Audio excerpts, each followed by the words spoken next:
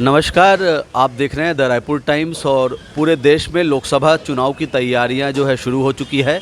आज हम रायपुर छत्तीसगढ़ की बात करें तो यहाँ पे भारतीय जनता पार्टी के मुख्यमंत्री जो हैं विष्णुदेव साय ने आज पहले केंद्रीय कार्यालय का उद्घाटन भी कर दिया और लोकसभा की तैयारियां जो है पूरी तरह से शुरू हो चुकी है। लेकिन लोकसभा की तैयारियों में जहाँ दो गठबंधन एनडीए वर्सेस इंडिया पूरे देश में चर्चा का विषय है, वही वर्तमान समय में बिहार की राजनीति और झारखंड की राजनीति में एक बहुत बड़ा भूचाल आया हुआ है, बहुत बड़ा परिवर्तन आया हुआ है ये कह सकते हैं। आइए हमारे साथ जुड़ रहे हैं द रायपुर टाइम्स से डॉक्टर भूपेन साहू जी, पॉलिटिकल साइंस के एक्सपर्ट हैं। तो डॉक्टर साहब, क्या चल रहा है अभी बिहार की राजनीति और झारखंड की राजनीति में इन दिनों? पहले तो मैं एक स्पष्ट कर दूं, हम इंडिया गठबंधन बोलते हैं वो उचित नहीं है, उसको INDI गठबंधन कहा जाना चाहिए। इस पर थोड़ा मतभेद सुनने को मिलता है। इंडिया गठबंधन और भूचाल बहुत बड़े स्वरूप में आया है, खासकर बिहार के परिप्रेक्ष्य में देखा जाए तो बिहार में जो INDI गठबंधन का जो सरकार थी, जिसके नीतीश कुमार अगवा थे, RJD के जो तेजस्वी यादव डिप्टी CM थे, संडे को रविवार को सुबह इस्तीफा देते हैं नीतीश कुमार और शाम को दोबारा शपथ ले लेते हैं। वो अपने आप में एक रिकॉर्ड बन गया है कि पिछले 19 साल से वो सत्ता में हैं और 19-20 साल से जो सत्ता में हैं और 9वीं बार वो CM बने हैं। मज़ेदार चीज़ ये है कि बिहार में सत्ता गठबंधन सहयोगी दल बदलते हैं, डिप्टी CM बदलते हैं, CM वही नीतीश कुमार रहते हैं। या आइए कह सकते हैं कि आज की राजनीति में असल चाणक्य वही है। अच्छा, यहीं पर रोकूंगा मैं। ये पहली बार हो रहा है क्या कि कोई CM इस तरह का काम कर रहा है या सत्तारूढ़ पार्टी कर रही है? नहीं, मतलब ये बाकी राज्यों में ऐसा देखने को हमें नहीं मिलता। ये बिहार ही ऐसा है जहाँ लगातार सत्ता परिवर्तन होता है, लेकिन सत्ता में वापस नीतीश कुमार आते हैं, CM वही बनते हैं। कभी BJP के साथ, कभी RJD के साथ, और कभी BJP के डिप्टी CM प्रभावित होते हैं तो कभी RJD के डिप्टी CM प्रभावित डिप्टी CM हो रहा है और CM वही रहेगा, बस वो सहयोगी बदल देता है अपनी सुविधा के अनुसार। और इसकी पृष्ठभूमि बहुत पहले लिखी जा चुकी थी। देखिए, ये जो गठबंधन बना, जिसको पहले हम UPA के नाम से जानते थे, यूनाइटेड प्रोग्रेसिव अलायंस के नाम से, वो बाद में जो उसको फिर से परिवर्तित किया गया और INDI गठबंधन का निर्माण किया गया। तो इसकी जो पहले बैठक हुई वो पटना में हुई थी और इसके जो अगवा थे वो नीतीश कुमार ही थे। लेकिन आगे चल के जब कांग्रेस के राष्ट्रीय अध्यक्ष खड़गे साहब को PM घोषित किया गया, PM मटेरियल आगामी चुनाव के लिए, तो कहीं ना कहीं नीतीश को लगने लगा कि अब उस गठबंधन में उनका भविष्य नहीं है। और तभी से ऐसी खबरें आ रही थी कि देर सवेर जो है नीतीश कुमार इस गठबंधन से अलग होकर BJP के तरफ जा सकते हैं, जो रविवार तक पूरी हो गई। तो जनता पर इसका क्या असर पड़ रहा है? क्योंकि ये पहली बार नहीं है नीतीश कुमार का। इस बार ऐसा जो माहौल बनता हुआ दिख रहा है कि ये शायद इनके खिलाफ न चला जाए। ये निश्चित रूप से जनता पे इसका प्रभाव पड़ रहा है और पिछले 20 साल का या पिछले 4-5 चुनाव का ट्रैक रिकॉर्ड देखें तो नीतीश कुमार जो 20 साल पहले 115 विधायकों के साथ CM बनते थे, आज वो 45 में सिमट गए हैं। अगर हम उसको बारीक से देखें तो हम देखते हैं कि लगातार वहाँ BJP और RJD मजबूत हो रही है और नीतीश कुमार भले मुख्यमंत्री बन जाते हैं, लेकिन उसकी संख्या, उनके विधायकों की संख्या लगातार कमज़ोर हो रही है। और ये मान के चलिए जब तक नीतीश कुमार है तब तक वो पार्टी JDU है। ये मान के चलिए जिस दिन नीतीश कुमार नहीं रहेंगे वो पार्टी टूट जाएगी, क्योंकि उस पार्टी में उन्होंने किसी सेकंड लीडर को पैदा होने ही नहीं दिया। अच्छा, जनता मूर्ख नहीं है, जनता सारी चीज़ें देख रही है, समझ रही है, तभी उनकी सीट कम। अच्छा, ये तेजस्वी का इसमें क्या रोल है? उसका कद उभर के आएगा, क्या होगा? क्योंकि लालू जी हैं, फिर तेजस्वी का अपना व्यक्तित्व है, लोग उन्हें पसंद कर रहे हैं, नहीं कर रहे हैं। देखिए, तेजस्वी जी यूथ हैं, जुझारू हैं, अच्छे लीडर बन सकते हैं और प्रयास भी करते हैं। लेकिन कहते हैं ना, कई बार आपको अपने पूर्वजों की जो करनी है उसको भोगना पड़ता है। तो जब जब वो आगे बढ़ते हैं तो लालू जी का जो भ्रष्टाचार है वो तेजस्वी को पीछे ढकेल देता है। आज तत्कालिक घटना ये है, आज उससे ED लगातार पूछताछ कर रही है कि किस प्रकार से उसके नाम से ज़मीन खरीदे गए, बंगले बनाए गए, करोड़ों रुपए कैसे आया, वो नाबालिग थे, उन्होंने एक कंपनी बनाया, तो उनको वो नाबालिग रहते हुए कंपनी बनाने की बात कहाँ से सोची और एकदम से वो कंपनी कैसे डेवलप कर गई, कैसे उसमें करोड़ों का ट्रांजैक्शन हुआ। तो कहीं ना कहीं जो पीछे का बैकग्राउंड है वो तेजस्वी के लिए नुकसानदेह है। अच्छा, ईडी की आपने बातचीत की, तो ईडी वाला जो मामला है अभी पिछले कुछ सालों से जो चल रहा है, जनता भी उसे देख रही है। एक जगह मैं कहीं पढ़ रहा था कि 1000 लोगों के यहाँ अगर ईडी ने किया है तो उसमें से 20-25 जो हैं भारतीय जनता पार्टी के हैं, बाकी 980 विपक्ष के हैं। तो ये क्या मामला क्या है, ये कैसे समझा जाए इसे? देखिए, यहीं पर विपक्ष मार खा रही है। विपक्ष ये बोलती है कि सिर्फ कांग्रेस या विपक्षी दलों पर को ईडी जो है देख रही है। मतलब आप ये बताना चाह रहे हैं कि हम तो गलत हैं, लेकिन आप बीजेपी पर भी कार्रवाई करिए। यहीं पर कांग्रेस जो है या विपक्ष मार खा रही है। उनको ये बोलना चाहिए कि आप सब पर कार्रवाई करिए। वो बार बार बीजेपी बोल के अभी एक छोटा उदाहरण लीजिए। चुनाव के छत्तीसगढ़ विधानसभा चुनाव के पहले दुर्ग के एक बीजेपी के नेता थे बेलचंदन, उनको पुलिस न्यायालय में अरेस्ट करके ले जाया गया क्योंकि उन पर भ्रष्टाचार का आरोप लगा था। सरकार कांग्रेस की थी। तो भाई इम्पॉर्टेंट ये नहीं है कि कार्रवाई हो रही किस पर हो रही, इम्पॉर्टेंट ये है कि कार्रवाई हो रही है और आपके लोग जेल जा रहे हैं, ये इम्पॉर्टेंट है। ये जनता में ये मैसेज जा रहा है कि हाँ ये गलत किया इसलिए जेल गया है। आज देखिए, आप पार्टी के 3 सीनियर नेता सत्येंद्र जैन, उनके मनीष सिसोदिया, संजय सिंह आज सालों महीनों से जेल में हैं। उनको सुप्रीम कोर्ट बेल क्यों नहीं दे रहा है? कहीं ना कहीं ईडी के पास मजबूत। अच्छा, दूसरा, अगर ये वाली बात आती है कि चेहरा देख के कार्रवाई हो रही है, तो देखिए राजनीति है और राजनीति में इतना तो भाई जो सत्ता में रहेगा उसका वो बेनिफिट लेगा ही लेगा। इसमें तो कोई शक किसी को होना नहीं चाहिए। डॉक्टर साहब, ये भी बात आती है ना कि जो बाहर रहे, बीजेपी से बाहर है, तब तक वो करप्ट है, भ्रष्टाचार है, जैसे ही बीजेपी ज्वाइन किया धुल गया। ये भी बात तो अजीत पवार के मामले में खुद प्रधानमंत्री उसको दोषारोपण करते थे, आज मंत्रालय चला रहे हैं वो। बिल्कुल, चाहे अजीत पवार हो, चाहे हेमंत बिस्वा शर्मा हो, चाहे यही अभी नीतीश के बहुत सारे मंत्रियों पर बहुत सारे आरोप लगे थे और ये फैक्ट है। देखिए क्या होता है, ये कहलाती है सुविधा की राजनीति। हम फिर वापस नीतीश पे ही आएंगे। नीतीश क्या करता है, जहां उसे लगता है कि कुछ गड़बड़ हो रहा है या अभी जो समर्थन वापस लेने का जो दूसरा जो बड़ा कारण ये था कि धीरे धीरे जेडीयू के जो नेता थे वो आरजेडी की तरफ मोल्ड हो रहे थे या जेडीयू के विधायक जो आरजेडी में जाने को तैयार थे। तो वो नीतीश को लग गया कि भाई अगर मैं लंबे समय इसके साथ रहूँगा तो मेरी पार्टी के लोग टूट जाएंगे। तो वो भी एक रहता है और ये टोटल जो है वो सुविधा की राजनीति है कि सुविधा के हिसाब से अगर आप सत्ता में हो। देखिए, हम तो सबको बोलते हैं, चाहे ये इलेक्शन कमीशन हो, चाहे इनकम टैक्स हो, चाहे ईडी हो, ये सब संवैधानिक संस्थाएं, स्वतंत्र निकाय हैं, लेकिन वो कहने मात्र की है। भाई सरकार के नियंत्रण में है तो सरकार का प्रभाव तो रहेगा ही रहेगा। अच्छा, इस बार थोड़ा जल्दी कर दी क्या? क्योंकि राजनीतिक हलकों में, मीडिया में भी आ रहा है कि नीतीश ने अपने पैरों पे कुल्हाड़ी मार ली है। इस बार थोड़ा सा मामला गंभीर दिख रहा है उनके प्रति। देखिए, लोकसभा चुनाव तक तो उनको दिक्कत नहीं आएगी।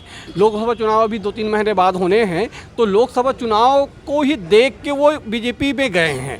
हाँ, विधानसभा चुनाव में निश्चित है उनको। देखिए, लोकसभा चुनाव में उनका चेहरा सेकेंडरी रहेगा, प्राइमरी चेहरा जो है मोदी जी का रहेगा, तो वहाँ पर वो बच जाएंगे। लेकिन जब विधानसभा चुनाव आएगी तो निश्चित ही नीतीश को इसका नुकसान होगा ही होगा।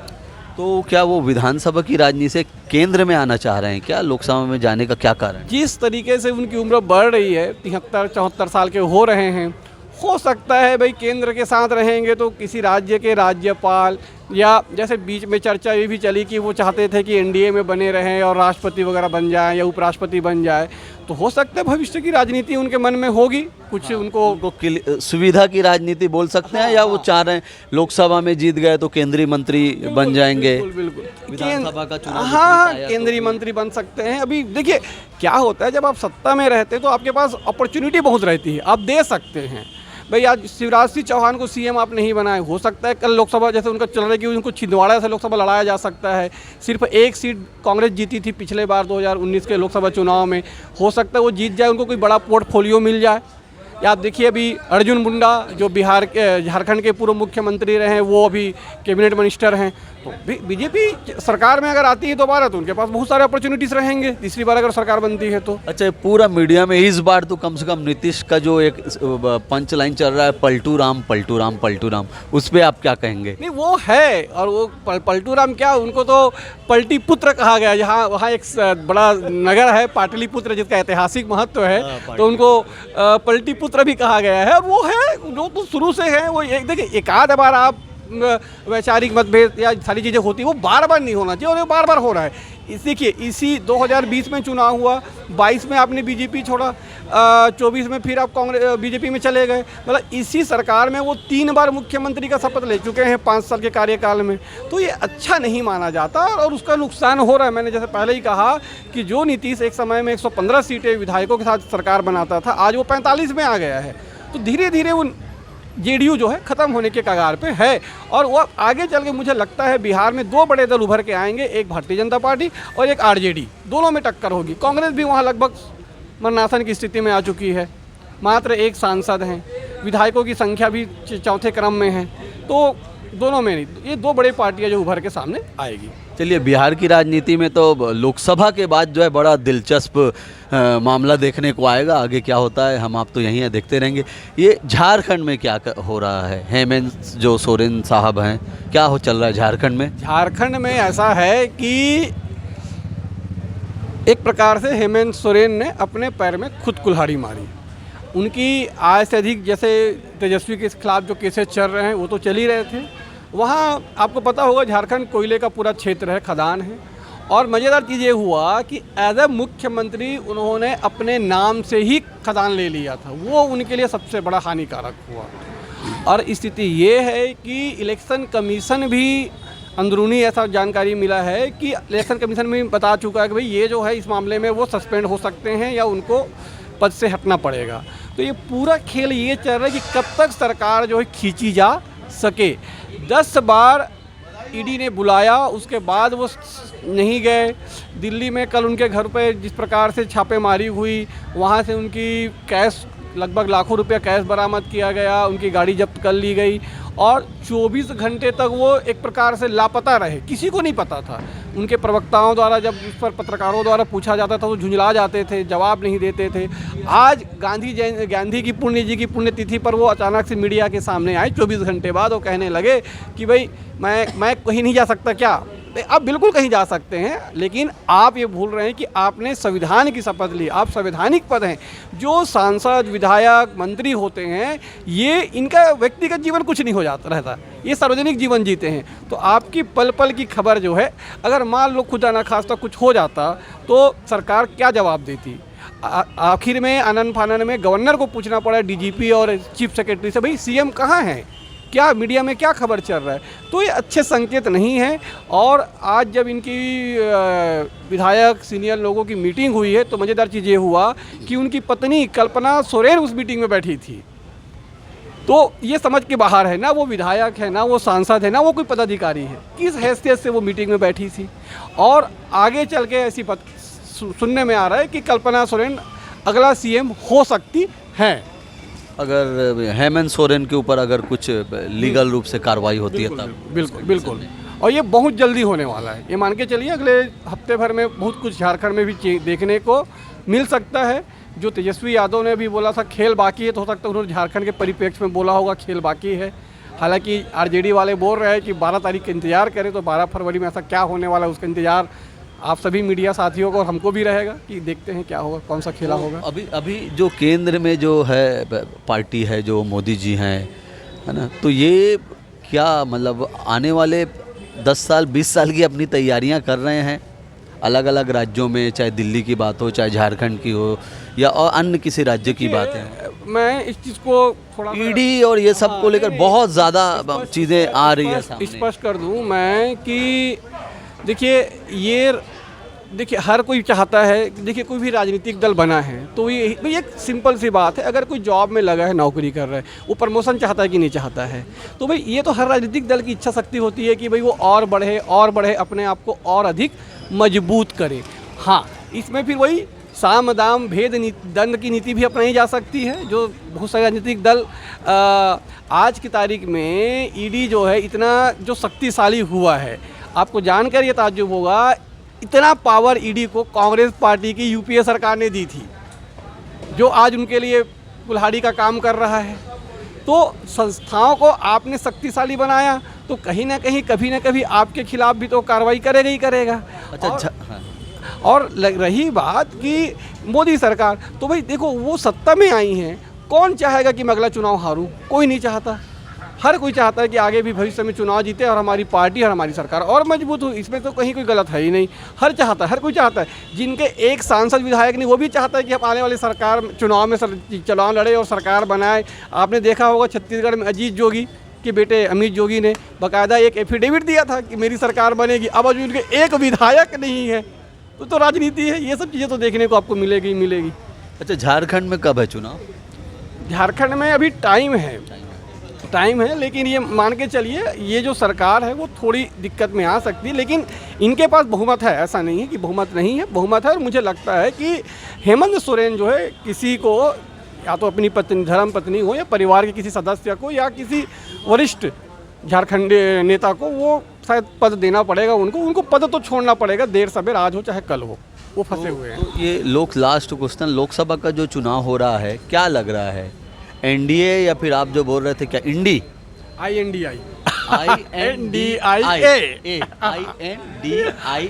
अच्छा। तो क्या लग रहा है आपको, ये सब जो कारण हो रहा है, जनता कहाँ? देखिए, एक तो जनता जो है भावनात्मक है हमारे यहाँ। ये सबसे बड़ी चीज़ है। इंडियन जो पब्लिक है या मतदाता है वो भावनाओं में थोड़ा बह जाता है। तो जब आप भावनात्मक रूप से देखते हैं तो बहुत सारी आपकी गलतियाँ या त्रुटियाँ दब जाती है। वो एक व्यक्तित्व को देखा जाता है और वहाँ पर व्यक्ति जो आगे बढ़ जाता है। हमारे आसपास में भी हमने देखा है कि बहुत सारे ऐसे लोग होते हैं जो थोड़े बुरे हैं, लेकिन अगर वो हमको प्यार से नमस्कार बोलते तो हमको अच्छा लगता है। नहीं, अच्छा आदमी हमको रोज़ नमस्कार बोलता है। ये इंडियन टेंडेंसी है। अगर आज के परिप्रेक्ष्य में देखूं तो कहीं ना कहीं ये सरकार तीसरी बार ज़रूर आएगी, आ रही है और अच्छी खासी मेजॉरिटी से आ रही है। जिस प्रकार से इन्होंने धार्मिक आधार पे देश को मतलब मथने का जो काम किया है, जैसे बोलते हैं ना समुद्र मंथन के बाद अमृत मिला था, तो इन्होंने, मुझे लगता है कि ये धार्मिक मंथन के बाद इनको 400 प्लस का जो इनका टारगेट है शायद वो मिल जाए। ऐसा कुछ चौंकाने वाला हो जाए रिजल्ट या कुछ आ जाए ऐसा? हिंदी भाषी प्रदेश में तो दिख रहा है, क्षेत्रीय प्रदेश में कुछ बहुत ज़्यादा उम्मीद इसलिए नहीं है भाई साहब, क्योंकि देखिए जो रीजनल पार्टीज़ हैं वो बाहर कुछ नहीं कर पा रही है। ठीक है, ममता बनर्जी अपने स्टेट के बाहर कुछ भी नहीं है। अभी देखिए IND गठबंधन का जो सबसे बड़ी प्रॉब्लम है अभी, ठीक है, राहुल गांधी जी न्याय यात्रा पे निकले हैं, अच्छी बात है, लेकिन आज उनको न्याय यात्रा से ज़्यादा उनको गठबंधन के साथ बैठ के चर्चा करनी थी, सीट शेयरिंग पे बात करनी थी कि कहाँ कहाँ हम कैसे कैसे। आज देखिए समाजवादी पार्टी ने यूपी में 10-12 कैंडिडेट घोषित कर दिए और कांग्रेस के पास एक लिस्ट भी नहीं है। तो ये अच्छी स्थिति नहीं है भाई। विपक्ष मजबूत नहीं होगा तो पब्लिक, जनता, मतदाता पे भरोसा क्यों करेगा? जब तक आप बताओगे नहीं कि हम इनसे, देखिए सत्ता परिवर्तन कब होता है? सत्ता परिवर्तन तभी होता है जब मतदाता को लगता है कि भाई ये उससे बेहतर है। जनता को ये विश्वास दिलाना पड़ेगा आपको कि हम इनसे बेहतर सरकार देंगे। आपके पास योजना होनी चाहिए, आपके पास उस योजना का रूपरेखा होना चाहिए।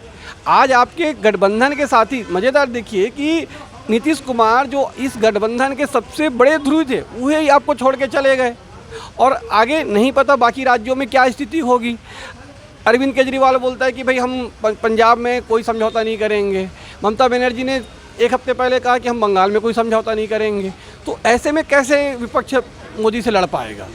और जबकि मोदी का अपना अलग वोट बैंक है, कोर बैंक है, जो उसके पीछे उसको मजबूती से खड़ा हुआ है। और कांग्रेस की जो राज्य हैं, अब देखिए कांग्रेस की आज सिर्फ 3 राज्यों में आपकी सरकार है। हिमाचल में है, आपका तेलंगाना में है और आपका कर्नाटका में है। उसके बाद बाकी आपके सरकारें नहीं हैं। गठबंधन में भी आप थे बिहार में, वो भी आपकी टूट गई। तो भाई एक मजबूत दायरा भी तो ज़रूरी है ना भाई। जब 2014 में बीजेपी आई तो भले उनकी केंद्र में सरकार नहीं थी, लेकिन राज्यों में तो सरकार थी, मजबूती सरकार थी, चाहे वो मध्य प्रदेश हो, चाहे गुजरात हो, चाहे राजस्थान हो, चाहे छत्तीसगढ़ हो। तो जब तक आपके पास मजबूत स्थिति में आप नहीं आओगे, आप एकदम से लोकसभा में कुछ अच्छा चमत्कारी, अभी देखिए आपने 25, 50, 52 सीटें आपके पास थी, आप कितना उसको कर लोगे आप? 100, 150? इम्पॉसिबल है वो। एकदम से चीज़ें परिवर्तित नहीं होता, जो भी चीज़ को परिवर्तन होने में थोड़ा समय तो लगता है। ये हैं डॉक्टर भूपेंद्र साहू जी, जो बिहार की राजनीति और झारखंड की राजनीति पे बात कर रहे थे। साथ ही साथ हमने लोकसभा जो चुनाव होने वाला है उस पर भी बातचीत की और आने वाली सरकार क्या हो सकती है उस पर भी बातचीत की। बड़ा दिलचस्प मामला होने वाला है। गठबंधन को लेकर दोनों गठबंधन जो है कोशिश कर रहे हैं, दोनों दल के लोग, दोनों ओर के लोग, कि किसी तरह से समायोजन हो जाए, लेकिन वैसा दिखता नज़र नहीं आ रहा है। हम आपसे फिर मुलाकात करेंगे, तब तक आप देखते रहें द रायपुर टाइम्स।